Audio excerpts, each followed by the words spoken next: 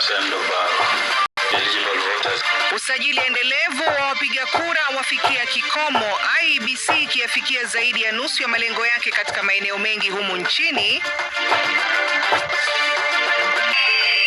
Serikali na NAT za kubaliana kuhusu SHA na kutibua mgomo. Shilingi 300,000 za walopoteza jamaa zao zikianza kutolewa kesho.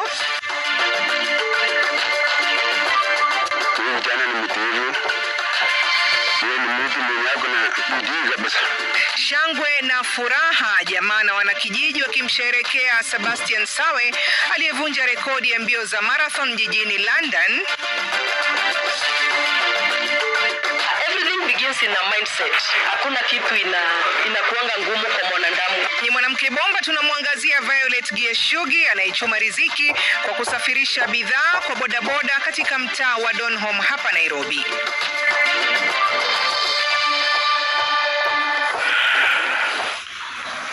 Na asante sana kwa kuchagua taarifa zetu. Karibu basi tukupa